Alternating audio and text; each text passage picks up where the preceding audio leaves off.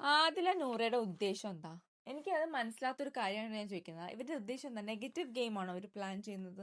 അങ്ങനെയാണെങ്കിൽ ഇത് ശരിക്കും ആദില നൂറയുടെ ഗെയിമിനെ ബാധിക്കും എന്നാണ് എനിക്ക് തോന്നുന്നത്. കാരണം എന്താ അറിയോ, നമ്മൾ ഒരു വ്യക്തിയെ ഒരുപാട് ടാർഗറ്റ്, ഞാൻ എപ്പോഴും പറയും, ടാർഗറ്റ് ചെയ്യുവാണെങ്കിൽ ഇപ്പം അനുവിന് കിട്ടിയ പോലെ തന്നെ, അനുവിനെ ടാർഗറ്റ് ചെയ്തപ്പോൾ മറ്റുള്ളവർക്ക് നെഗറ്റീവ് ആയ പോലെ നമ്മൾ ഒരാളെ ടാർഗറ്റ് ചെയ്യുവാണെങ്കിൽ നമുക്ക് നെഗറ്റീവായി മാറും.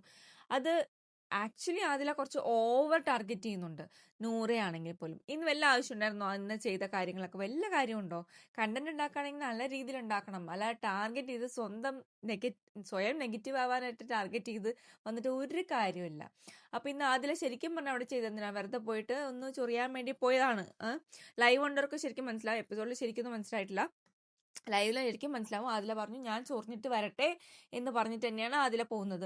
എന്നിട്ട് പോയിട്ട് കുപ്പി കാണിക്കാൻ പറയുമ്പോൾ കാണിക്കുന്നില്ല. പിന്നെ കാണിക്കാതെ എങ്ങനെയാണ് ഒരാൾക്ക് തരുമോ, കോയിൻ തരുമോ എന്ന് പറയാൻ പറ്റുന്ന? അനീഷിന്റെ പോയിന്റ് അവിടെ കറക്റ്റാണ്, അതിലവിടെ കാണിക്കുന്നില്ല. പിന്നെ അതിന്റെ അപ്പുറം വേറെ എന്തൊക്കെയോ പറയുന്നു.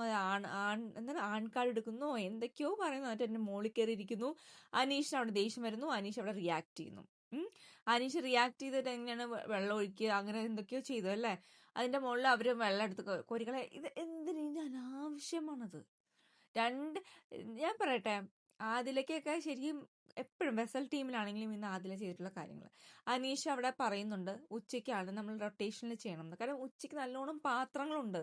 ആ പാത്രങ്ങൾ കഴുകാതിരിക്കാനുള്ള വഴി മാത്രമാണ് രാവിലെ എത്ര പാത്രങ്ങൾ ഇങ്ങനെ ഉണ്ടാവാം? ബ്രേക്ക്ഫാസ്റ്റിന് കുറവല്ലേ ഉണ്ടാവുള്ളൂ. ലഞ്ചിനും ഡിന്നറിനൊക്കെയാണ് കുറച്ച് കൂടുതൽ പാത്രങ്ങൾ ഉണ്ടാവാം. അപ്പോൾ പുള്ളിക്കാരെ മനഃപൂർവ്വം ചെയ്യുന്നതാണ്. അത് ശരിയല്ല.